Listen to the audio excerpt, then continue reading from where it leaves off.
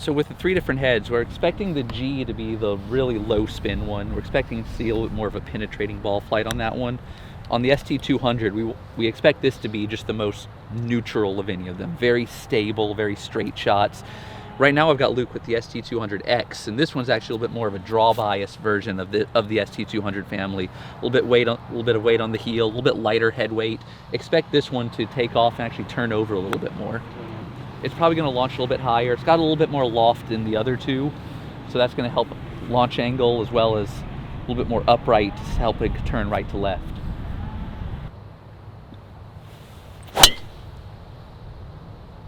Still a nice stable ball flight. It's still a very forgiving golf club. It's not designed it's not designed for like snap hooks, you know. It's designed to be up and stable, but a little bit more right to left. I'm trying to hit a little bit of a fade right now, so that was nice. So you can see, even with that, it was still turning a little bit. Yeah, it's perfect.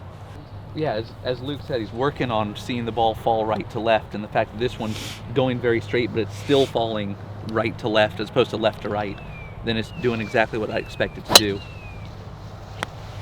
See, it's very stable. It's a good ball flight, nice and high, but it just falls slightly down to the left. Yeah, I'm seeing the same thing. I mean, it's launching a little bit higher than the G, which we expect. The spin numbers are still good. They're 26 to 2700 on both those. All 3 of those you hit. You know, your attack angle is still great. So it's really just launching a little bit higher. The spin's close. It might have a few 100 RPMs here or there more.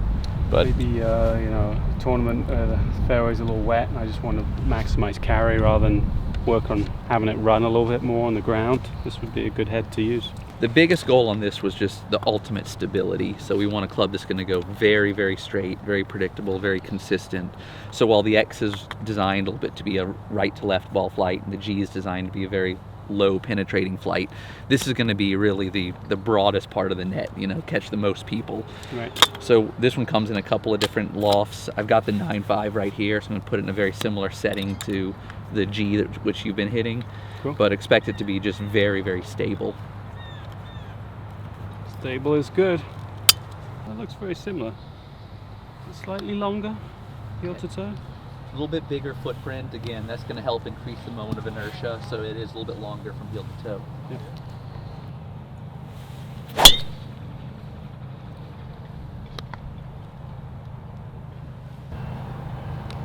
As you can see, working on that little fade, that one just faded just a touch, right?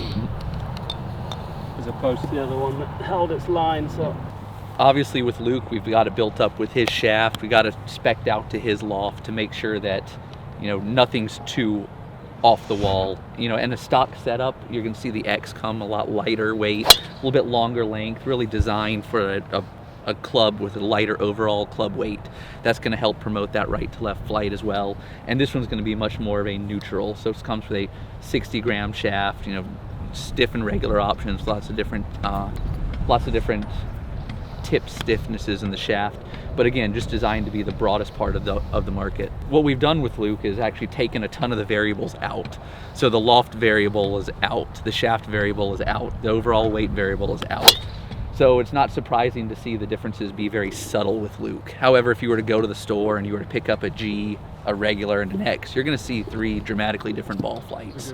So that's one of the things that, you know, as Mizuno continues to evolve and improve in the driver world, we went from being, you know, 1 driver a year to last year. In the last couple of years, we've had 2 options, and now we're really getting more evolved, and now we have 3 different options for 3 very distinct ball flights. yeah, and the numbers are fantastic. It's a little lower launch than the X, very close to your G driver, and the spin numbers are great. 25, 2600, 24 on the last one. yeah. And you know, your attack angle is right there at 0 again. You're pretty much 0 with all of them, so that's something you know that's great. So you're optimizing very well. Right. And we are seeing these shots, if anything, slightly go straight to like the last one, drop to the right. That's kind of what I'm working on right Yeah. now, so I would expect to see that. Yeah, for sure. You know, obviously the G has a little bit less spin. It's going to kind of come out that kind of a little bit more of a flat, kind of hot kind of look. You know, the 200 without the X is going to be probably the most consistent, more straight shot. And then the X, if you're someone that kind of hits down on it a bit more or fades it a little bit more over the top kind of look, I think that is going to really help stabilize that shot a little bit and take some of that fade out. So again, 3 different heads for 3 different kind of not levels of play, but 3 different types of golfer.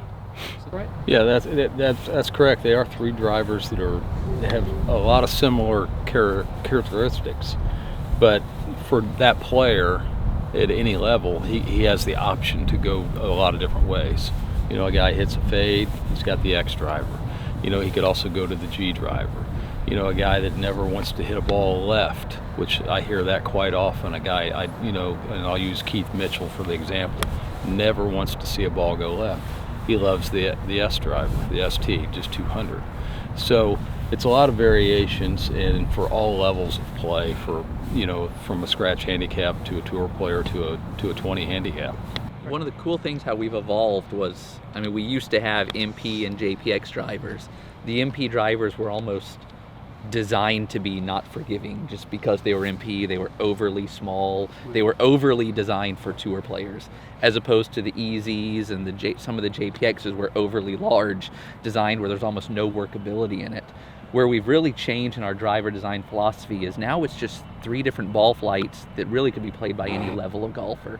So between the X, the standard ST200, and the G, you now have 3 heads that look very similar, that are all going to do something different, but they're not designed to say, this is the high handicap one, this is the pro one. It's what fits you the best.